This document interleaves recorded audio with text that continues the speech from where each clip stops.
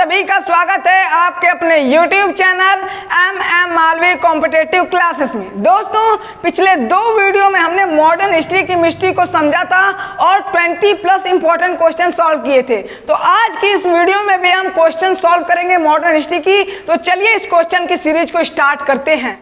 तो question number 1 आपके सामने ये रहा। क्वेश्चन को ध्यान से पढ़िएगा। क्वेश्चन क्या कहता है, क्योंकि ये क्वेश्चन आपके एग्जाम में आ सकता है। देखिएगा क्वेश्चन क्या कहता है कि प्लासी के युद्ध के दौरान या प्लासी के युद्ध में अंग्रेजी सेना का नेतृत्व किसने किया था। ए दे रखा है रॉबर्ट क्लाइव ने किया था, बी हेक्टर मुनरो, सी वेरेन हास्टिंग, डी दे रखा है किसी ने नहीं किया था। तो ध्यान से देखिएगा, जब भी लड़ाई होगी, जब भी युद्ध होगा तो 2 लोगों के बीच होगा। आप अकेले तो युद्ध करोगे नहीं।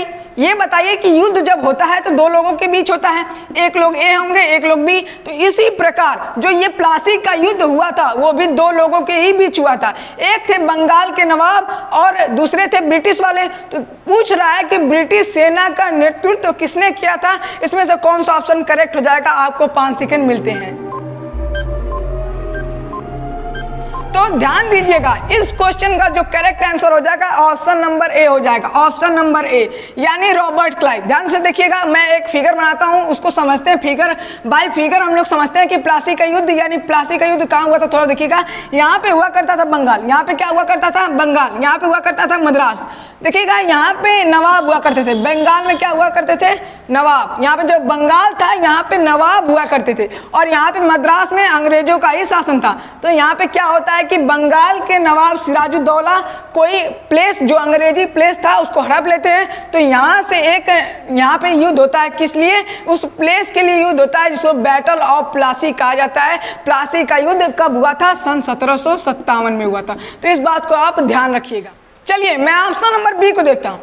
अगर आप ऑप्शन नंबर बी को ध्यान से देखें तो ऑप्शन नंबर बी दे रखा है, क्या दे रखा है option number B, Hector Munro.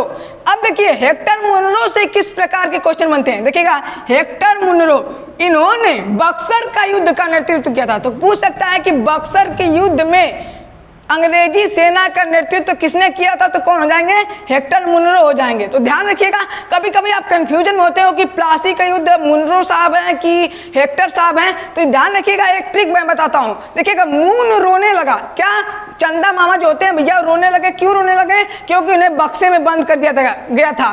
तो ध्यान रखिएगा, मून रोने लगा क्योंकि उसे बॉक्स में बंद कर दिया गया था। इससे आप कैसे याद रख पाओगे। देखिएगा यहाँ पे देखिए थोड़ा सा, मून क्यों रोया, क्योंकि उसे बक्से में बंद कर दिया गया था। इसलिए बक्से में यानी बक्सर की लड़ाई कौन हो जाएंगे, मुनरो। मून रोने लगा यानी मुनरो। तो बक्सर के नेतृत्वकर्ता कौन हो जाएंगे, मुनरो।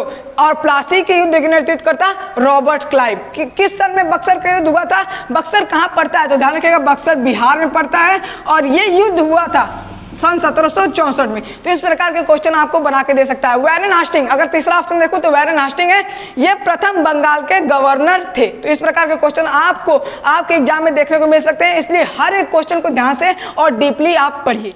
तो क्वेश्चन नंबर 2 की तरफ बढ़ते हैं। क्वेश्चन नंबर 2 आपके सामने ये रहा। क्वेश्चन नंबर 2 क्या कहता है, ध्यान से सुनिएगा कि टीपू सुल्तान, जो जैसा कि आप उनको फोटो में देख सकते हैं, फिगर वहां पे दिया गया है टीपू सुल्तान का। तो Tipu Sultan was died in, क्या कहता है कि Tipu Sultan was died in 1799 at which place. क्या कहता है कि टीपू सुल्तान की मृत्यु किस जगह पर हुई थी। क्वेश्चन क्या कहता है कि टीपू सुल्तान की मृत्यु किस जगह पर हुई थी, जबकि ये 1799 में इनकी मृत्यु हो गई थी। मैं पूछ रहा है किस जगह हुई थी। ऑप्शन नंबर ए आपको दे रखा है मैसूर में हुई थी, बी दे रखा है कुर्ग में हुई थी, सी देखा है श्रीरंगपट्टनम में हुई थी, डी देखा है डी क्या दे रखा है ऑप्शन तास्कर में हुई थी। तो इसका कौन सा ऑप्शन करेक्ट हो जाएगा। आपको 5 सेकंड मिलते हैं। तो ध्यान दीजिएगा, इस क्वेश्चन का आंसर हो जाएगा ऑप्शन नंबर सी, श्रीरंगपट्टनम में। ध्यान दीजिएगा, टीपू सुल्तान की मृत्यु आंग्ल मैसूर वार के समय 1799 जो अंग्रेज थे और मैसूर के बीच में लड़ाई हुई थी, जिसे एंग्लो मैसूर युद्ध के नाम से जाना जाता है। और 1799 में इनकी मृत्यु हो जाती है टीपू सुल्तान की। कहाँ होती है, श्रीरंगपट्टनम में। कहाँ होती है, श्रीरंगपट्टनम में। तो ध्यान, क्वेश्चन आपको बना सकता है कि श्रीरंगपट्टनम में किसकी मृत्यु हुई थी। तो ध्यान दीजिएगा, टीपू सुल्तान की मृत्यु हुई थी। चलिए टीपू सुल्तान से कुछ जान लेते हैं। देखिएगा, ये मैसूर के राजा थे। तो कहाँ के राजा थे, पूछ सकता है कि मैसूर के राजा कौन कौन थे? तो टीपू सुल्तान हो जाएगा, ध्यान दीजिएगा। अच्छा, कभी कभी आपसे पूछता है कि टीपू सुल्तान के पिताजी का नाम क्या था, तो इनके पिताजी का नाम था हैदर अली। क्या नाम था? हैदर अली। तो इस बातों को भी आप ध्यान रखिएगा। चलिए अब क्वेश्चन नंबर 3 की तरफ बढ़ते हैं। तो क्वेश्चन नंबर 3 आपके सामने ये रहा। क्वेश्चन को बिल्कुल आराम से पढ़िएगा। क्वेश्चन क्या कहता है कि बक्सर के युद्ध के दौरान, बक्सर के युद्ध के दौरान दिल्ली का शासक कौन था? वेरी वेरी इंपॉर्टेंट क्वेश्चन आपके सामने आ चुका है। देखिएगा, यहाँ पे अगर मैं इंडिया का मैप देखूं नीचे का, तो यहाँ पे क्या हुआ था? मद्रास प्रेसिडेंसी थी। यहाँ पे क्या थी? मद्रास प्रेसिडेंसी। ऊपर थी बंगाल, और यहाँ पे हुआ करता था दिल्ली सल्तनत, मतलब दिल्ली के यहाँ पे राजा निवास करते थे। तो क्या कहता है क्वेश्चन की बक्सर के युद्ध के दौरान, जो बक्सर का युद्ध हुआ था ना बिहार में, तो इसके दौरान दिल्ली में कौन से शासक थे? तो ये क्वेश्चन आपको पूछ रहा है। तो ऑप्शन नंबर ए आपको देखा औरंगजेब थे, बी शाह आलम फर्स्ट या प्रथम कह सकते हैं आप, और सी दे रखा है शाह आलम द्वितीय, डी दे रखा है बहादुर शाह जफर। तो कौन सा ऑप्शन करेक्ट हो जाएगा? आपको 5 सेकेंड मिलते हैं। तो इस क्वेश्चन का करेक्ट आंसर हो जाएगा ऑप्शन नंबर सी। ध्यान दीजिएगा, शाह आलम सेकेंड, शाह आलम द्वितीय। जब बक्सर का युद्ध बिहार में चल रहा था, कब हुआ था बक्सर का युद्ध? सन 1764 में। किसने नेतृत्व किया था अंग्रेजी सेना का? पूछ सकता है। तो मून रोने लगा। कौन रोने लगा? मून रोने लगा। कब? क्योंकि उसे बक्से में बंद कर दिया गया था। तो बक्से से याद रख सकते हैं मुनरो, यानी बक्सर का युद्ध किसने नेतृत्व किया था? मुनरो ने। तो ध्यान दीजिएगा। और ये यहाँ पे उस समय दिल्ली के राजा कौन थे? दिल्ली के बादशाह कौन थे? तो ये हो जाएंगे शाह आलम द्वितीय। अब देखिए, यहाँ पे ऑप्शन नंबर ए की तरफ अगर मैं ध्यान से देखूं तो बहुत ही खतरनाक रूलर है, ये है औरंगजेब। इनके बारे में भी जान लेते हैं। तो ध्यान से देखिए, पहला क्वेश्चन तो आपसे सीधे सीधे पूछ सकता है औरंगजेब से कि ये किसके बेटे थे? तो ये शाहजहां के बेटे थे। किसके बेटे थे? शाहजहां के बेटे थे। अच्छा, इन्होंने किसको मार दिया गया था? तो इन्होंने अपने भाई दारा सिकों को, इनके भाई का नाम दारा सिकों था, उनका कत्ल करके ये गद्दी पे बैठे थे। ये छोटे भाई थे, इन्होंने अपने बड़े भाई दारा सिकों को मारकर गद्दी का स्थान लिया था। और ध्यान से देखिए क्वेश्चन कैसे बनाएगा कि बीबी का मकबरा। ध्यान दीजिएगा, बीबी, जैसा कि आप यहाँ पे इमेज में देखिए बीबी के मकबरा को, ये एकदम ताजमहल की तरफ दिखेगा आपको। बीबी के मकबरे को किसने बनवाया था? ध्यान दीजिएगा, बीबी का मकबरा किसने बनवाया था? पूछ लेगा आपसे एग्जाम में, आपको एग्जाम में पूछ लेगा कि बीबी का मकबरा किसने बनवाया, तो आपको कौन सा ऑप्शन लगाना है? औरंगजेब। जी बिल्कुल, औरंगजेब ने बीबी का मकबरा बनाया था। तो ध्यान दीजिएगा, ये जो बीबी का मकबरा है वो कहाँ पे है? औरंगाबाद में है।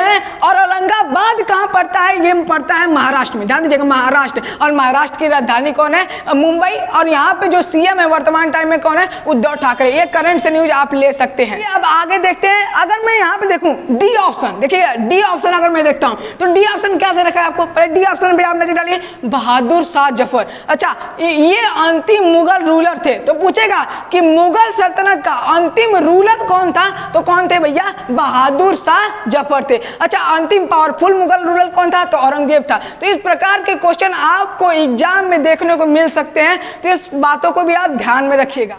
चलिए तो क्वेश्चन नंबर 4 की तरफ बढ़ते हैं। क्वेश्चन नंबर 4 आपके सामने ये रहा। क्वेश्चन नंबर 4 को ध्यान से पढ़िएगा। क्या कहता है कि डॉक्ट्रिन ऑफ लैप्स, बहुत ही सिंपल क्वेश्चन है भैया, बस दिमाग लगाने की जरूरत है। देखिएगा, डॉक्ट्रिन ऑफ लैप्स नीति कब समाप्त हुई? क्वेश्चन क्या कहता है कि डॉक्ट्रिन ऑफ लैप्स नीति कब समाप्त हुई? अब बहुत लोग को दिमाग में आ रहा होगा कि डॉक्ट्रिन ऑफ लैप्स नीति क्या है। इस नीति के तहत, यानी डॉक्ट्रिन ऑफ लैप्स नीति के तहत इन्होंने कहा कि अगर किसी राज्य का उत्तराधिकारी पैदा नहीं हुआ या उत्तराधिकारी नहीं हुआ तो वो राज्य भैया हम ले लेंगे। जैसे इन्होंने क्या लिया?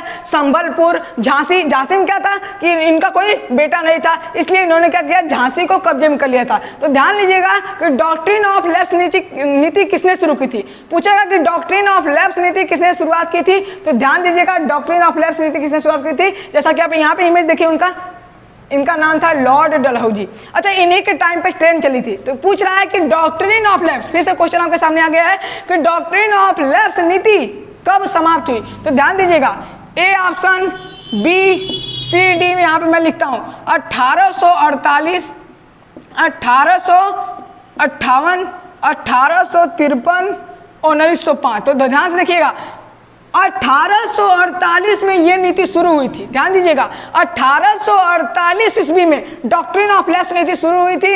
1858 में इसका क्या हो गया? खात्मा हो गया। लगभग 10 साल ये नीति चली। मगर इस नीति के तहत, जो कि किसने लॉन्च की थी? लॉर्ड डलहौजी ने। किसने आज की थी? लॉर्ड डलहौजी। अब देखिए क्वेश्चन किस प्रकार से बनता है। 1853 में क्या हुआ था? तो 1853 में पहली बार ट्रेन चली थी, भारतीय रेलवे, ठीक है।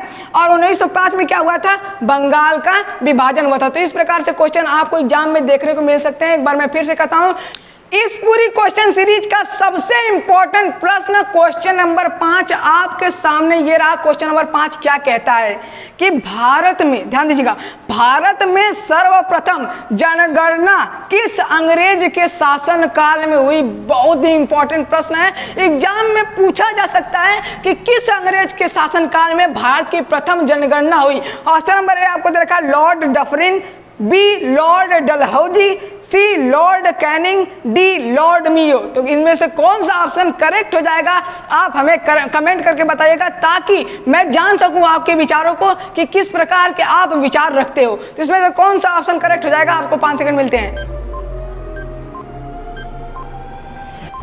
तो ध्यान दीजिएगा, इस क्वेश्चन का आंसर हो जाएगा ऑप्शन नंबर डी, भारत की प्रथम जनगणना। पर जनगणना के बारे में क्या है? अब बहुत लोग जनगणना के बारे में, जनगणना क्या है यही नहीं जानते होंगे। ध्यान से सुनिएगा, जनगणना क्या है। जनगणना मतलब अपने देश के बारे में, मतलब लोगों को गिनना। देखिएगा, पहली बार जनगणना कब हुई थी? पूछेगा आपसे क्वेश्चन कि पहली बार जनगणना कब हुई थी? तो ध्यान दीजिएगा, पहली बार जनगणना हुई थी सन 1872 ईस्वी में। किसके टाइम पीरियड पे हुई थी? लॉर्ड मियो के टाइम पे। किसके टाइम पीरियड पे? लॉर्ड मियो के टाइम पीरियड। जैसा कि ऑप्शन नंबर 4 आप देख सकते हैं, लॉर्ड मियो को आप उनके बगल में देख सकते हैं।